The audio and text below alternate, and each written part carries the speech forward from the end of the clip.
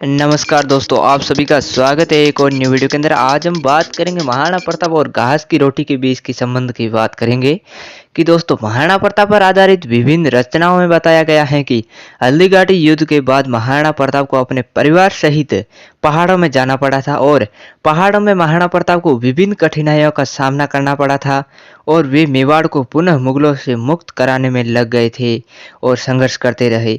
इतिहास के आधार पर महाराणा प्रताप को जंगलों में एक ऐसा व्यक्ति भी देखने को मिला था जिसमें उनको और उनके परिवार को घास की रोटियां खानी पड़ी थी, पर वह घास की रोटियां नहीं थी और वह एक अनाज की रोटी थी।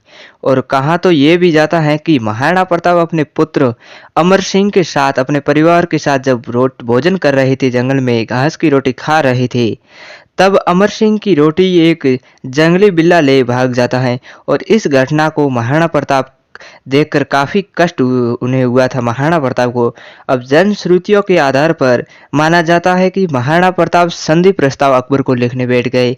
हालांकि महाराणा प्रताप ने ऐसा कर ही नहीं सकते थे वे कि अकबर को संधि प्रस्ताव लिखे। यह एक अफवाह थी।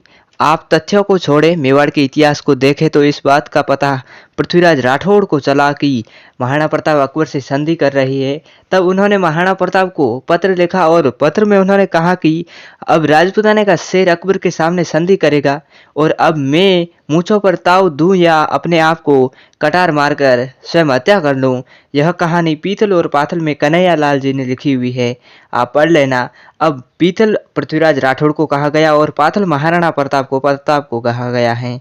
खैर, बात आती है घास की रोटी की, तो दरअसल वह एक घास की रोटी थी जिसे महाराणा प्रताप खाते थे। दरअसल वह एक प्रकार का अनाज था जिसको जो जंगलों में होता है और इस अनाज को हम फिकार कहते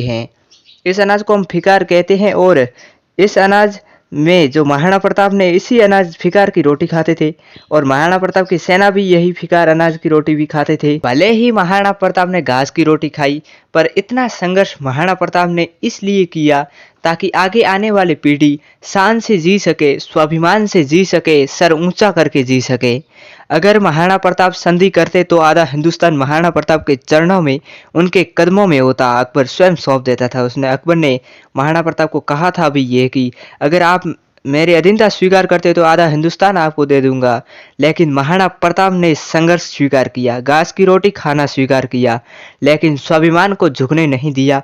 जब पृथ्वीराज ने पत्र लिखा तब महाराणा ने पृथ्वीराज को कहा कि इस जन्म में तो अकबर को यवन ही कहलाएंगे, इस जन्म में एकलिंग जी महाराज, और सूर्य का उदय जहां से होता है वहीं से ही होगा।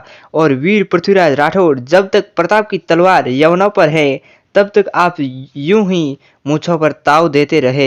ये था महाराणा प्रताप और घास की रोटी की कहानी। अगर आपको ये वीडियो पसंद आई है तो वीडियो को लाइक कर दीजिए और चैनल को सब्सक्राइब कर दीजिए। ऐसे ही रोचक या रोमांचक वीडियोस देखने के लिए चैनल को सब्सक्राइब करके ऑल नोटिफिकेशन पर भी क्लिक कर दीजिए ताकि आप तक हर सूचना सबसे पहले पहुंचे।